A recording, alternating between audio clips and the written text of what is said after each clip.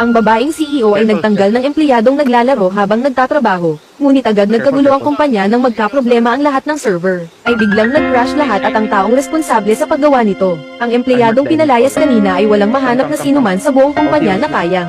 Nagsimula na ang pag-aayos, at ang mga tawag mula sa mga nagrereklamo ay sunod-sunod na. Kung hindi ito maayos agad, hindi lang babagsak ang presyo ng shares ng kumpanya, may posibilidad pang ang malapit na itong magsara. Doon lamang napagtanto ng babae. Malaking pagkakamali ang pagtanggal niya sa binata, dahil ang binata ay hindi lamang isang mahalagang tauhan ng kumpanya. Siya ang pangunahing developer ng 6 na communication system ng core project. May patuto ang kumpanya tungkol sa kanya. Sa tuwing may crisis, ligtas siyang nakakalusot. Iniutos ng chairman na bigyan ng 5 na milyong piso at isang mamahaling sasakyan na nagkakahalaga ng 2 milyon ang binata bilang karagdagang bonus.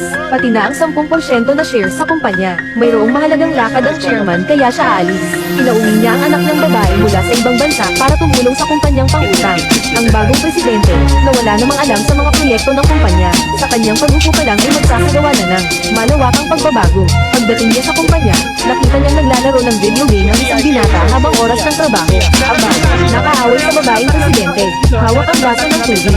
Walang ano-ano'y binuhos sa mukha ng binata. Isasantihin kita. Sisanti.